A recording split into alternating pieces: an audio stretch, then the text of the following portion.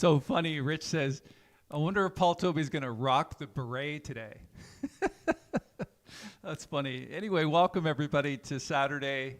It's me coming from Niagara-on-the-Lake, Canada. Glad you could make it. I see quite a few of you already in the chat area ready. Make sure you can hear my voice okay. Let me know if I'm loud and clear. And I'll play a couple of notes on the piano just to get that out of the way. We'll do a quick sound check. Just let me know if the sound's okay. We had a problem a couple weeks ago. Not sure. Hopefully it's been resolved. Yeah, so today we're going to be talking about line cliches. Now, a typical line cliche is usually on minor chords. And thank you for the feedback on the sound, by the way. I appreciate that. It's usually on minor chords, but there's harmony within that. Now, the line cliche works because it descends in chord tones. And we're going to discuss the chords that you play over top of it, and we're going to apply all of this to a tune called In Walked Bud, which is a Thelonious Monk composition. It just happens to be a couple of weeks in a row that we're going to talk about Monk. Not specifically, this is more really about the line cliche, but the tune itself is based on the changes of Blue Skies. And that line cliche is apparent in both of those compositions. And what Monk does is make a big deal out of it, which plays right into our hands. So that's the sheet music that I'm going to give you today. It is a PDF that I created called In Walked Bud. And let's go and post that in the download link right now. I unfortunately forgot to grab the link before I started the presentation, but I have it quickly, so here it is.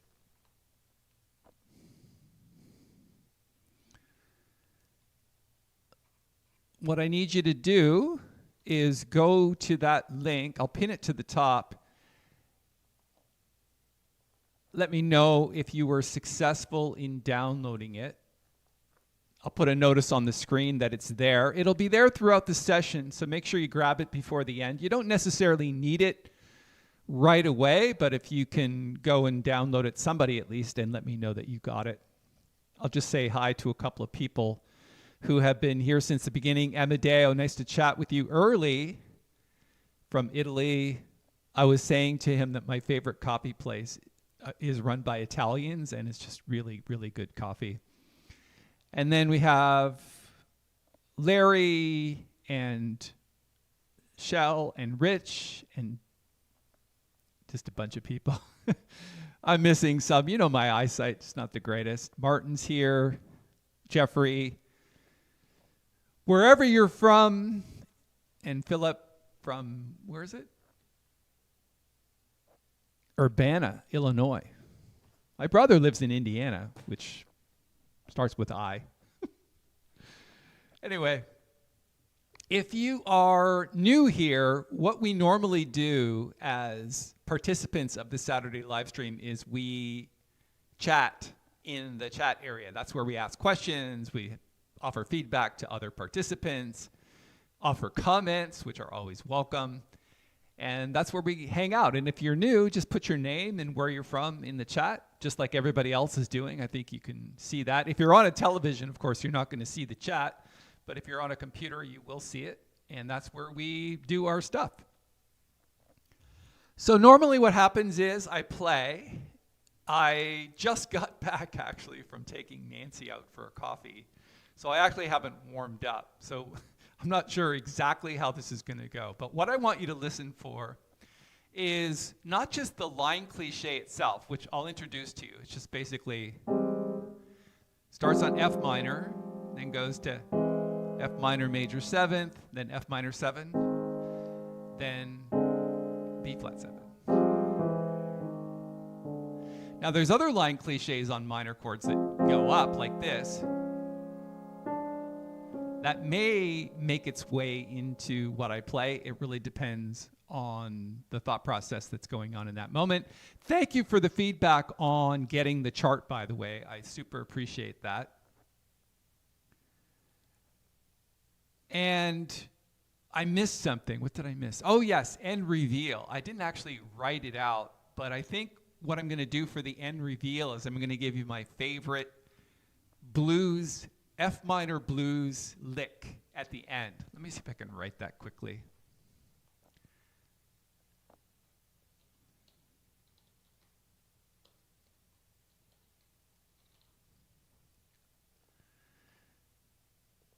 Now, I said that it's my favorite, but you know, I think it's one of my favorites.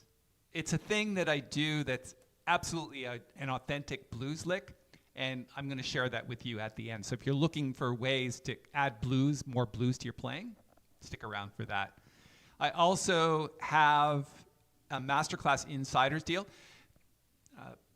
Przemek from Poland, our resident transcriber, sent me a new transcription this week. It's awesome. It's actually another Thelonious Monk composition called Blue Monk. And I play like this solo with a trio, and it's 7 pages of solo transcriptions of me with the bass and drums. And yeah, I posted it. I'll send you some information about it in a bit. There's actually information. If you get today's download, there's information in the email about it. I would at least go check out, if you go to the page with the download and you hit the link, it will play for you. Like you can actually listen to the performance there. It's just an MP3, but you can at least hear it. So if you're gonna check that out, then I'd appreciate that. Let me play this In Walked Bud, and we'll see how this goes. Again, listen for the line cliché and listen for the chords that surround it. All right, here we go.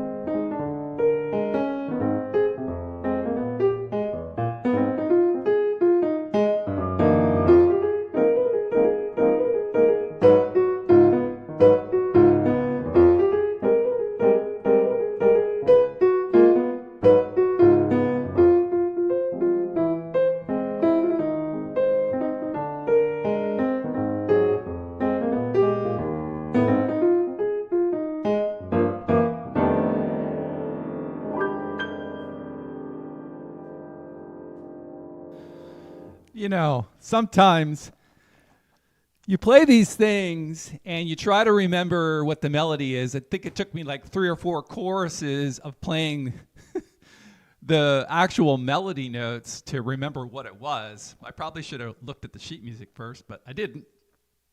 And that's what you get when you sort of wing it on a Saturday morning.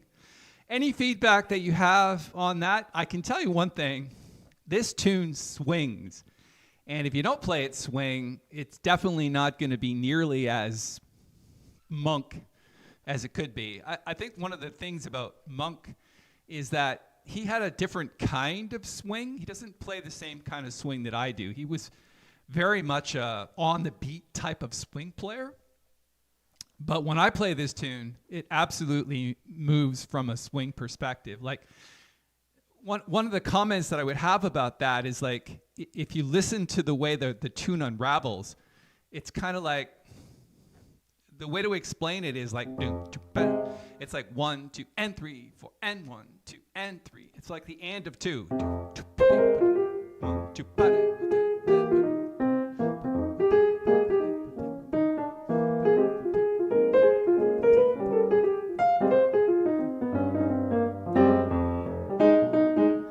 It just kind of has that bouncing swing feel that is kind of cool. Not a lot of comments so far. I've got one comment that said wonderful tune. It is a wonderful tune. I hope you enjoy playing it. So let's talk about the line cliché. So I'm going to put the sheet music up.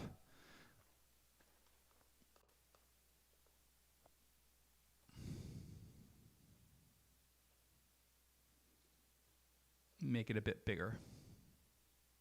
No, too big. Can't do that. Okay.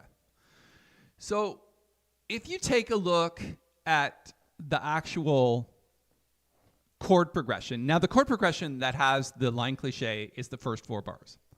So as I mentioned off the top of the tune, a typical descending line cliché goes from F minor to F minor major 7 with an E natural, then F minor 7, and then F minor 6. So the 6th being the D, right? If you're not familiar with the term line cliché, I don't know where it came from, but that's how we call that particular progression or movement.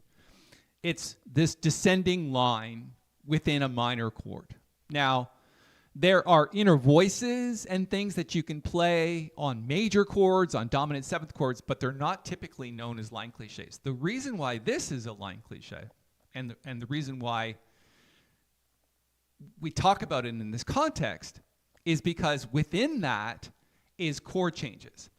And if you look at the first 4 bars, the chord changes are evident from the actual transcription that I did. So instead of F minor to F minor major 7, it actually goes to a C7 sharp 5. Now, why C7 sharp 5? Because C7 with a sharp 5 is the A flat. So this is a C7 with a sharp 5. And then it goes back to F minor 7 instead of F minor because it's now over E flat. And then it gets to this note, which is this note here, which signifies a B flat 7 chord, because the minor or the A flat of the F minor continues throughout the progression. And if you just change one note, you get this. And that is a tritone for B flat 7. So a lot of times what bass players will do is they'll alternate back and forth between the two. One time they'll do this. And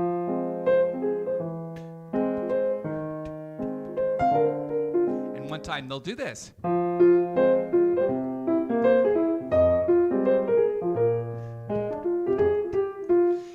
Now, the reason why that's important is because that gives us as improvisers the ability to use chords versus one chord. One chord, it's very hard to think about soloing when you're just dealing in F minor, But if you change the chord as per the line cliché, then you have more chords to play. So for example, if we're just soloing on F minor, you might get something like this. It changes a lot when you think about the 1, 5, to back to 1, back to 4. So like this.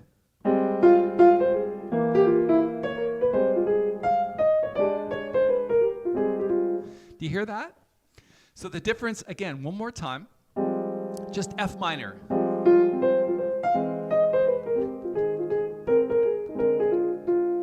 Versus the chords, which is 1, 5, 1, 4.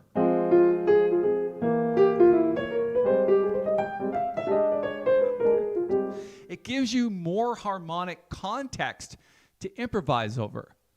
And that's really the only major point that I wanted to make today. It's that instead of just playing F minor, you now have 3 other chords in addition to the F minor.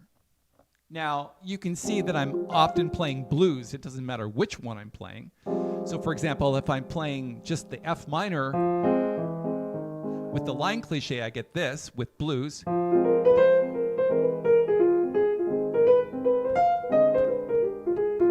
That's just a blues scale. There isn't anything else.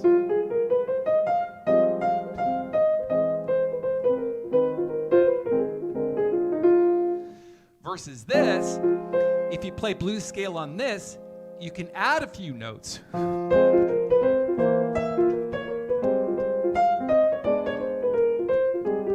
You see how it changes? So you actually have more options when you're using the chords on a line cliché versus just the one chord itself. Let's see if there's any comments about that in the chat area, because I'm actually looking at the sheet music alone.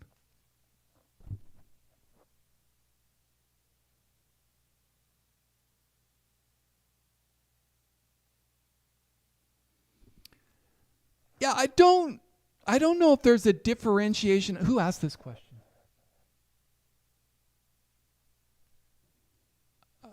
Anyway, in the case, is this a chromatic? It is a chromatic line cliché, but I don't think there's a differentiation. I think if you just say line cliché and chromatic line cliché, they're the same thing, unless one of our listeners today has another explanation.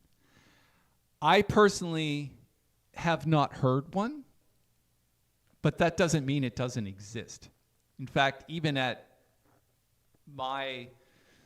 with my years of experience, I'm still like Googling things and going into AI on how to explain things. In fact, with our advanced piano masterclass people, they're always educating me. I heard the term nomenclature several times, and I'm starting to sort of get used to these terms that people are sharing with me. Doesn't mean I don't understand the harmony from at least my own perspective, but sometimes I don't always know the most appropriate names for things. So I think chromatic line cliché and regular line cliché are the same. Let's see if anybody's got any feedback on that.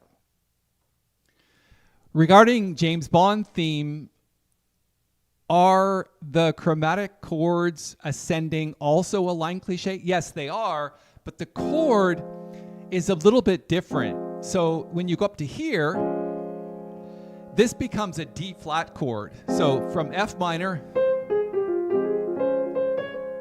it's now D flat over F. Then it goes to F minor 6, but this could also be B flat 7. And then it goes back to D flat. Interestingly enough, I didn't actually do this. Maybe in the outro performance, I'll try to fit it in. I just forgot to do it. But listen to this.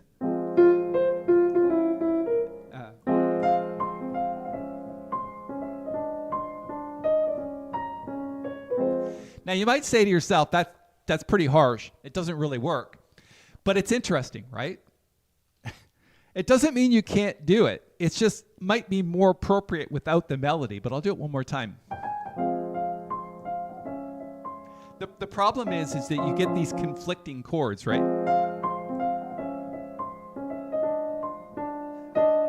That's a flat 9. That's why that's pretty harsh, right?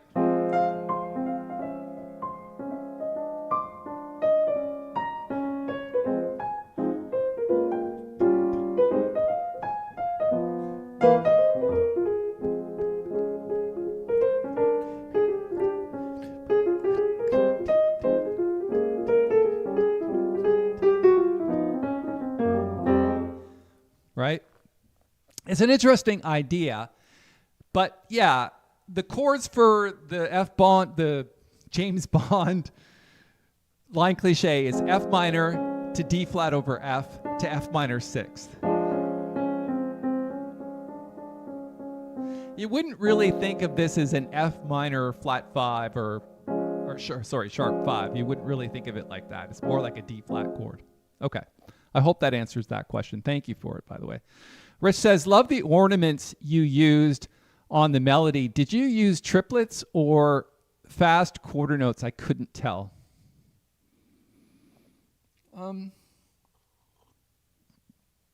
It depends on how I feel. You mean that? The ornament?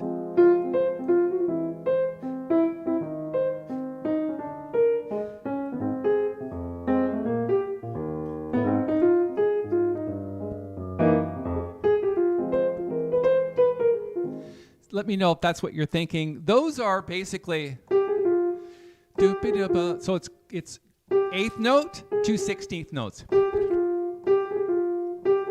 So the first note is a little bit longer. So I wouldn't say it's necessarily a quarter note. It's more like a quarter note less a few sort of like super 30 seconds, right? So, but anyway, it would be written.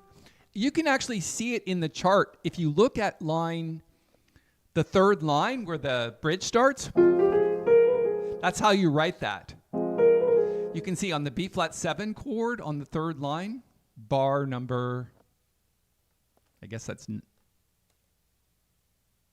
10, bar 10. You can see eighth note, 2 16th notes. Right? So those are mostly the ornamentations that I'm using. So it would be the same.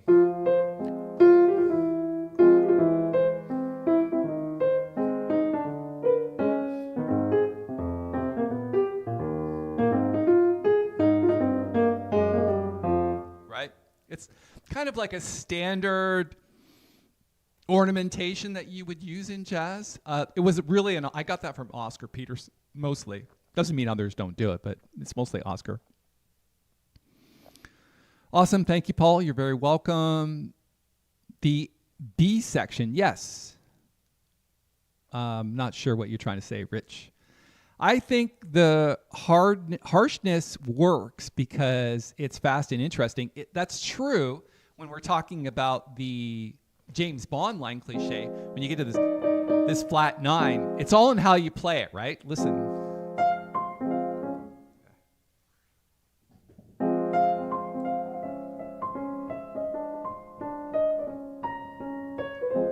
You're not hammering it. The right hand is very quiet, and so it kind of matches a little bit with the left hand. It makes an interesting sort of departure from the regular descending line cliche.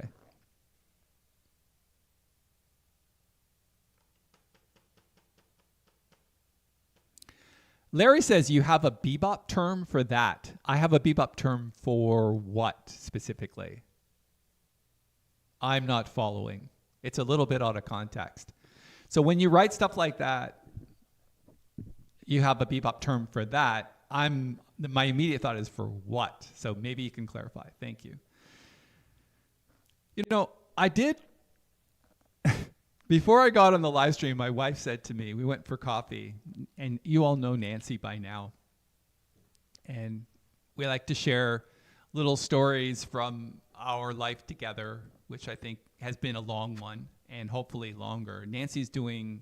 She's very stable right now, which I'm very grateful for. And for those of you that have been following her cancer story, I'm grateful for her stability, and we're both happy with the way she is right now. We don't know how long it's going to last, but hey, you get what you get. But we've been together a long time, and we like to share stories. And she said, make sure you tell them the story about what we did the other day. I'm like, what did we do?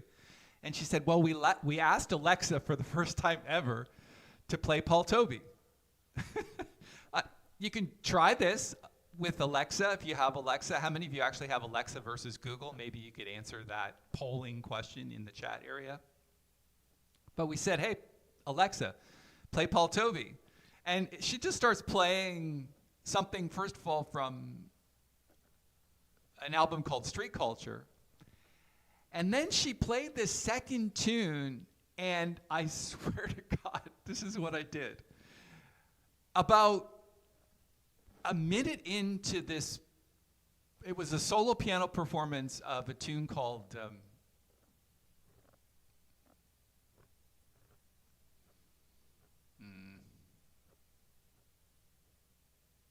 it was another Monk composition.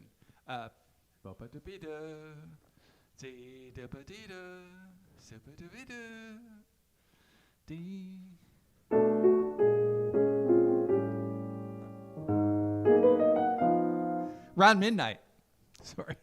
Senior's moment. And it's playing this, and it was not in the standard key, I don't think. I don't have perfect pitch, so I couldn't really tell. But about a minute into this thing, I said, Alexa, who's that playing?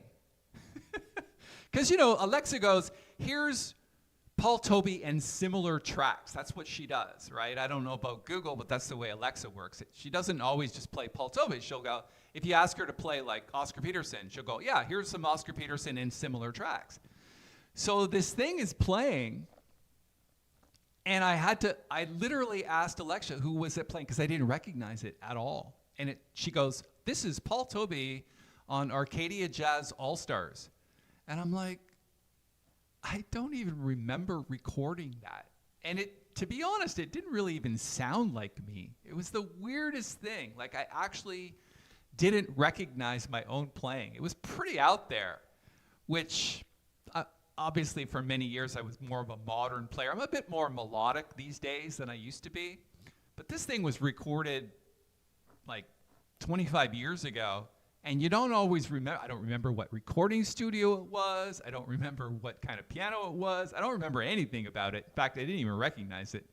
And she goes, oh, this is Paul Tobey. And I'm like, yeah, not really. It was just, anyway, that's my story for today. Okay, maybe we get some clarification on the comments here.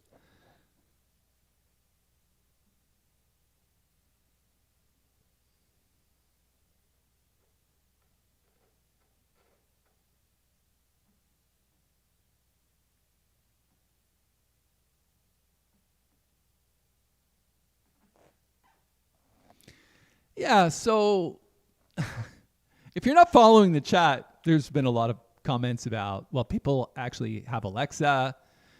And Larry says, okay, so here's the clarification on, you have a bebop term for the embellishment above and below the target note. Yeah, so I think that's enclosures, right?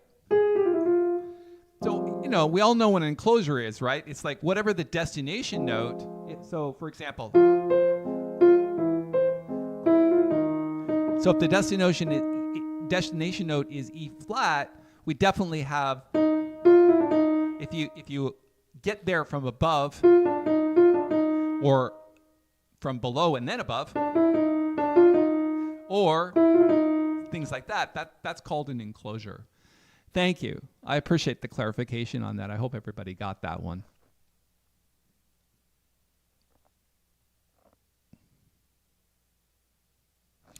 The embellishment is also called a turn. So my understanding of a turn, by the way, Jerry, and maybe you could, because I often go to Jerry in the advanced group to get clarification on terminology and to get definitions of things, because he has a way of putting things. And I super appreciate his feedback on this. My understanding of a turn is like, so what you do is you basically, like this.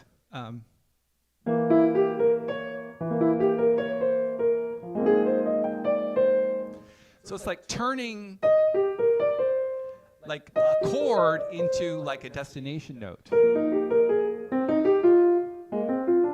Like that, versus an enclosure, which is close to the note. A turn gets you to a destination note using a chord versus passing notes. That's my understanding of it, and if anybody wants to correct me on that, I'm super happy with that. But I do that a lot. right? If I'm playing,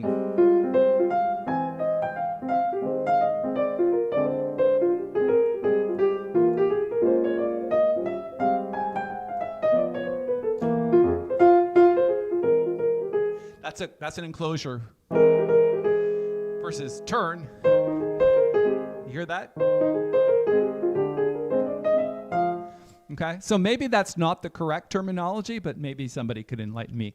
I think both are relevant, and you shouldn't just use one over the other. You should use both of them. So yeah.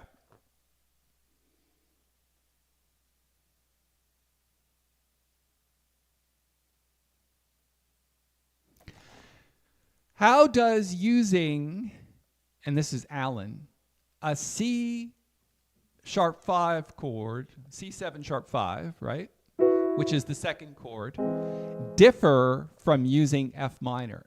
And so the main difference is, because the only difference of course, between an F minor and a C+7 chord is the fact that the chord tones change.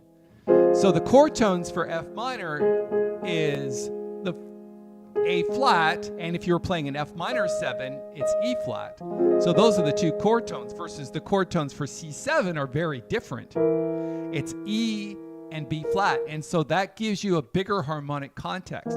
So you're really thinking not F minor at that point, you're thinking the chord tones for C7. So like this,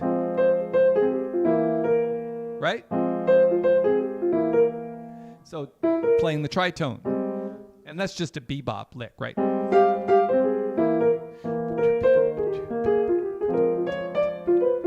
Right? It's like, that's how they differ. When you're thinking about minor chords only, you're really focused on blues and an F minor bebop scale. So F minor bebop, in this particular context, I would put in the flat 5 as a passing note.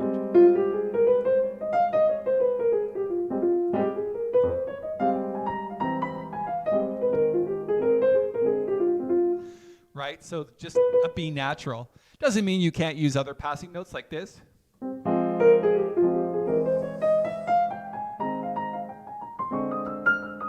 might use actually both of them. So E natural and B natural are both really good passing notes for that bebop scale.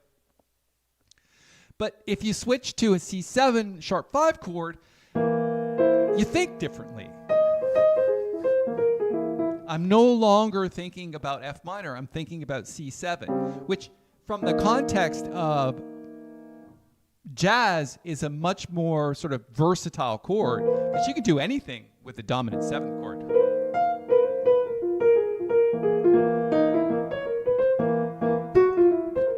So to the flat 9 enclosure, very typical blues lick.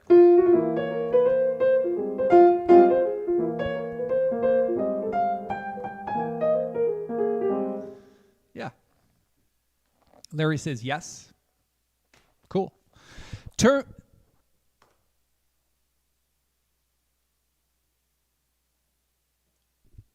in classical music is an enclosure, but not the first time classical and jazz terms have diverged. I can tell you this, Allison. If you're trying to get the proper names for everything from me, this is not the place to be. I'm more of a sort of a, I mean, I understand what I'm doing, and I understand and I can explain the harmony to a certain point, but I often miss all of that education stuff that people seem to have that I didn't get. I mean, I might have got it somewhere along the way. I mean, I have a couple of degrees in music, but that doesn't mean I was actually listening. In fact, I don't think, if I had to do it all over again, I probably wouldn't have gone to university, because in all of the concerts and all of the tours that I did and all of the recordings and the recording contract that I signed, nobody said, "Hey, Paul, do you have a degree in music? Because, you know, we can't take you if you don't have a degree." And I actually found it when we were cleaning out the furnace room the other day. And actually that took a long time, because, you know, we moved in like 4 years ago, and we're still living out of some boxes, right? And I found my university degrees, and I'm like, well, that's interesting. I never framed them. Nobody ever asked for them. It's just not something you do in the music world. So, and if I had to do it all over again, I would have saved that money because it took me like 13 and a half years to pay off my student loans. and I even worked my way through university. So yeah, interesting stuff.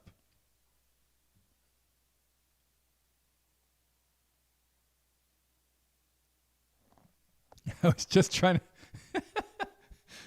Allison, you're funny today. I'm happy to just listen to you. I was just trying to support Jerry, our answer machine. Yes, he is our answer machine for sure.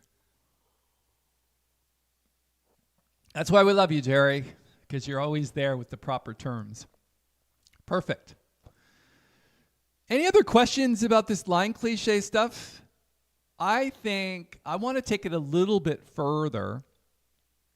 I'm just going to take this off the screen for a second and just sort of like discuss, or should I put up some manuscript? No, let's just do it like this. Okay. So let's do the 1, 5 to 4. Now, the interesting thing about that is, from a performance perspective versus this to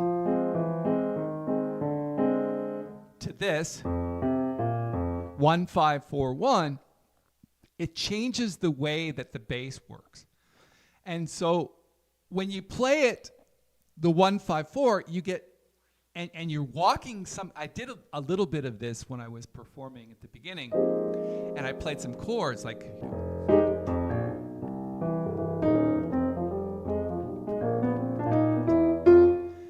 right? That's a very different sound than this.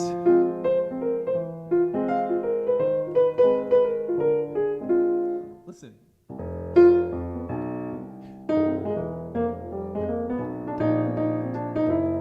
It's much more grounded in cadence style playing. Cadence meaning 4 to 1, 5 to 1, right? Perfect or plagal cadences. I don't know where that came from, but I think that's the proper term for it. Plagal meaning 4 to 1, perfect meaning 5 to 1, and that's straight out of the classical world. But it gives you more of a single bass note place to derive your playing from.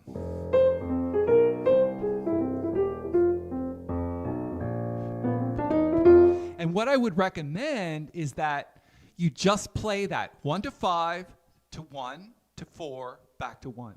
And just do that all day long.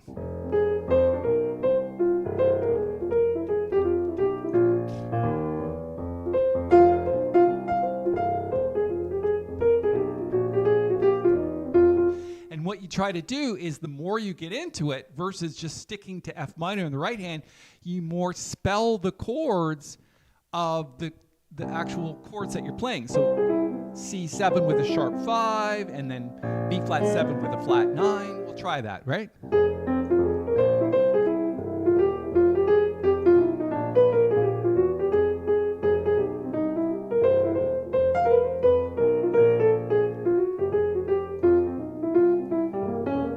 To me, that's a turn. Right? That's a turn.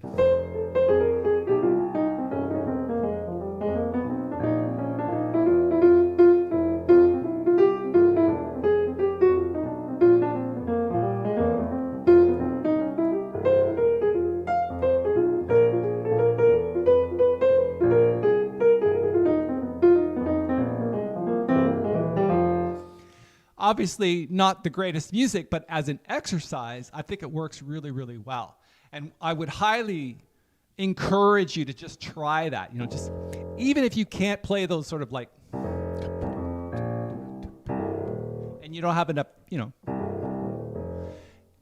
if that language of left hand is not part of your vocabulary that yet, just try it with the single notes.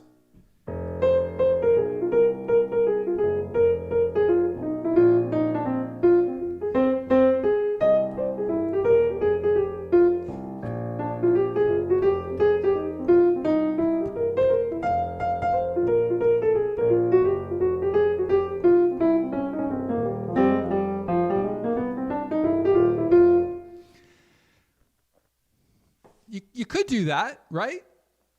How many of you think that's a pretty an actually good exercise? Rich, I think, are you commenting on the story about Alexa? Because I think it is a great story. Because honestly, you can ask Nancy. I swear to God, as God is my witness, I'm listening to this player, and I said to Alexa, "Who the heck is that? Like, I don't know who that is." And it was me, and I'm like, I don't remember playing it at all. It's the strangest thing. It's almost like listening to like some person you don't recognize. It was crazy. Anyway. Yeah, so my left hand is, and this is for Suzanne.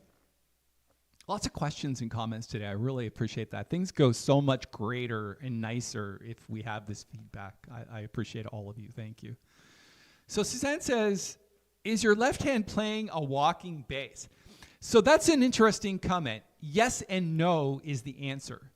A typical walking bass is straight quarter notes like this.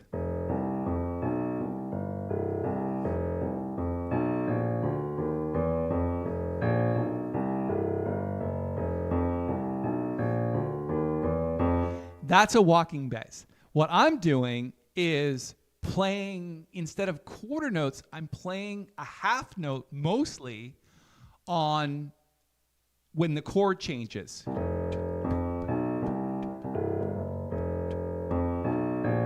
1, 2, ba, so 1, 2, and then using the last 2 beats of the bar to walk or to get to the next destination note. So you've got what's called a halftime feel.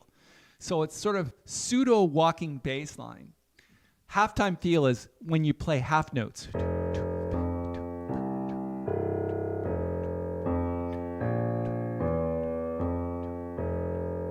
That's halftime feel, but it's not enough notes to make it swing. So what you do is you play half notes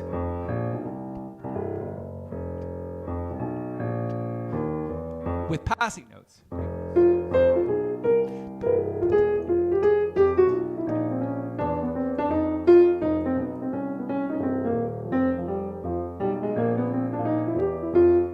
Yeah. Thank you for the question. I hope that answers it. 5-1 is an authentic cadence, I guess. I in classical music, at least I know that part, I called it a perfect cadence, and I think both are correct.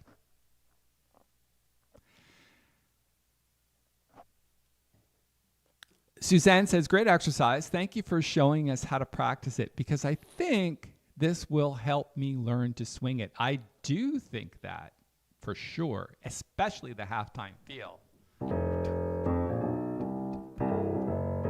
You know, this kind of stuff. That kind of stuff, right? That's really swing.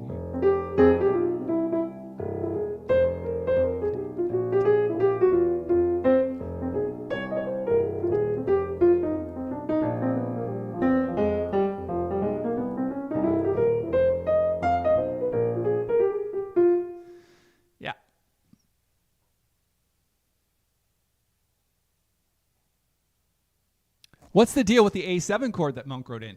Yeah, so the A7 chord is just an E flat. So take a look at the sheet music, which I'm going to put back. And what he's referring to, actually, I can make a screenshot of this just to make it clearer. It's probably a good idea to do that. So let's do it. Perfect. Here is the chord that he's talking about.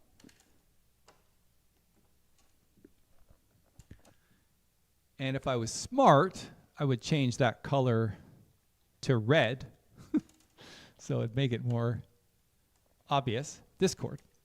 So, I think it's fairly obvious. We all know that A7 is also E flat 7. And in the context of the chord structure, this is 1, 6, 2, 5 to 1. But instead of 5, we have flat 2. Because it would normally go to E flat So why is it A7? Because in the context of the melody, it works. Listen to this. He actually played that. I might have missed that when I played the first performance. I'll try to do it in the second one. But basically, it's this like descending minor seconds from B flat 7.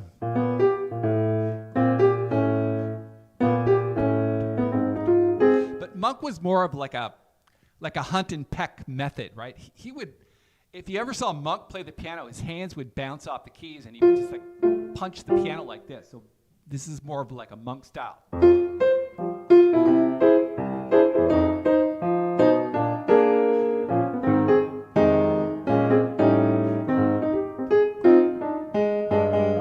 I can't play like that because he had a very interesting style and I don't really practice that. But yeah, he would literally like punch at the keys and he would get that kind of sound.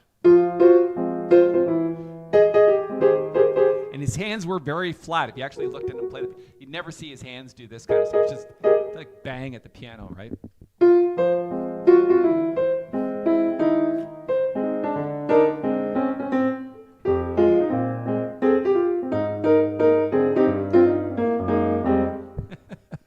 I don't know. It's a fun exercise to try that. But yeah, the A7 chord is just Monk emphasizing the A versus the E flat, which is kind of nice, actually. So what you need to do with that A7 chord is you need to hit it here. Make that note the A7 chord. Sorry.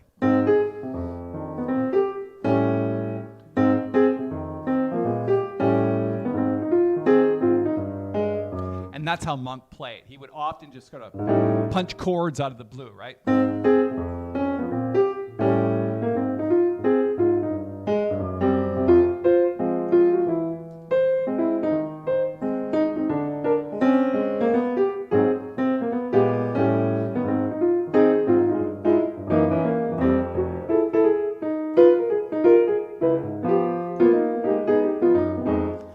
He had such an interesting way of playing. Wrong notes were his favorite thing to do. Yeah.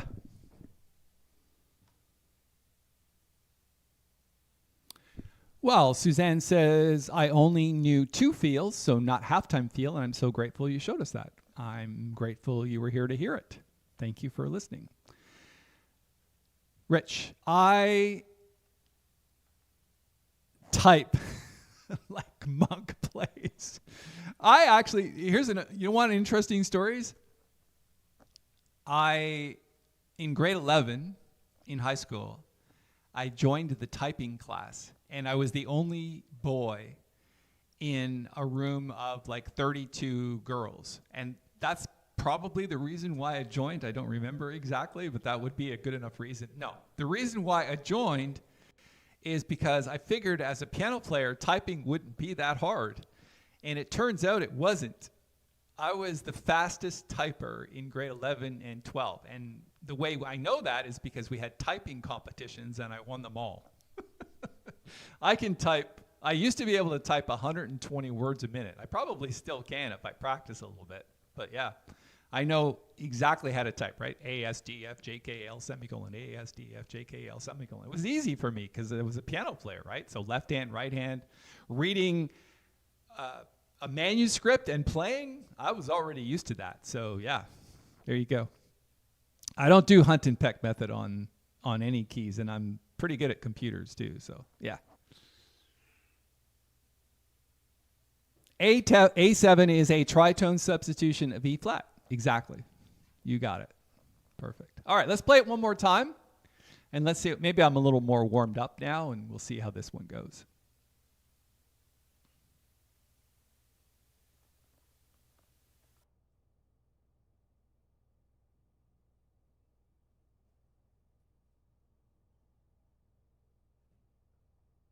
Oh, I should also mention that right after I'm done this, I'm going to share you the end reveal, which is today's, oh, no, that's not right. End reveal, which is my favorite F minor blues lick. You want to hear this, so stick around. You only have to sit through this little short performance, but yeah, stick around.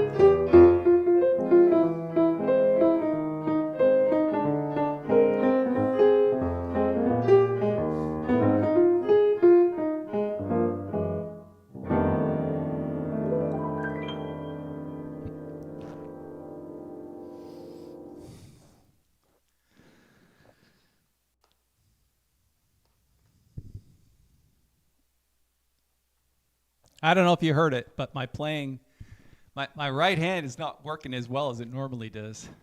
I don't know what's going on with that. He stabs the downbeat of 2 with the A7. Yeah, then that stands out in the tune. That's absolutely true. Yeah.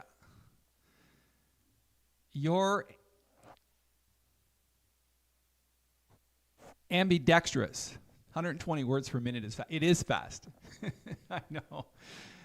So what they do, I don't know if you know this, when they do typing, everybody types the same thing, right? You're given this sort of like, the quick brown fox jumps over the lazy dog. Whatever they give you in that like full page of typing it includes all of the letters, right? So it's like everything Q's and Z's and things you don't normally type. It's all part of that, what they give you to test.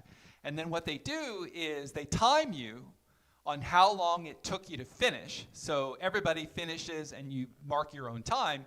And then what they do is for every mistake, they subtract a certain amount of time. So if you make a typo, then that is, I think it's 2 seconds or something, or they subtract a specific amount of time from your total score. And my score was, it often varied between 100 and 120 120 words per minute, which I thought was, I remember the teacher saying, I got an A+ in that class, by the way. Not that it matters, but anyway. Yeah, great rhythms. Appreciate the comments. Okay, so let's do end reveal. Here it is. F minor blues lick. So I played it a few times throughout. I made a point of actually playing it. So here it is. What you do, and let's do it in F minor. It's basically this. You're going to take the fourth. So let's just play an F7 chord or whatever, or F minor, doesn't matter. Take the fourth, and then play the flat 5, go back to the fourth, that lick right there.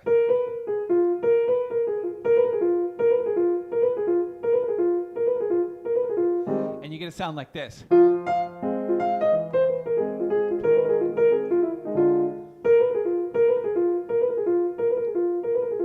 And you could do that with any notes, by the way.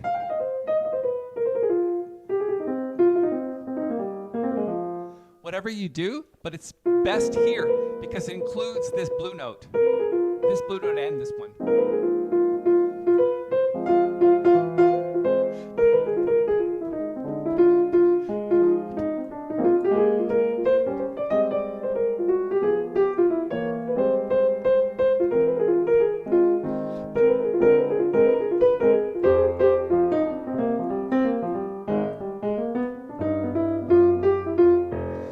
I hope that makes sense to you.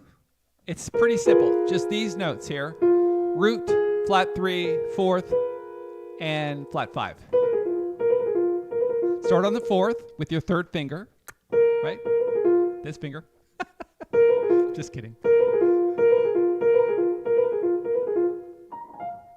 And that's one of my favorite things to do because it sounds very bluesy, right?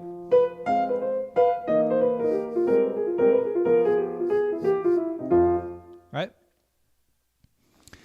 Okay, and that brings us to the end of today. Let's just do a quick, brief announcement.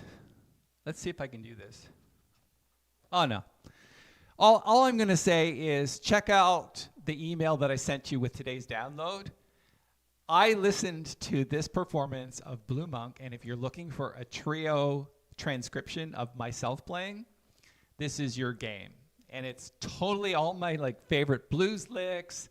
There's and it also uses the advanced jazz blues progression, this one. So the tune is, and it's not from last week. I actually sat down and recorded a whole thing with trio. And then it does this advanced jazz blues progression, which is this.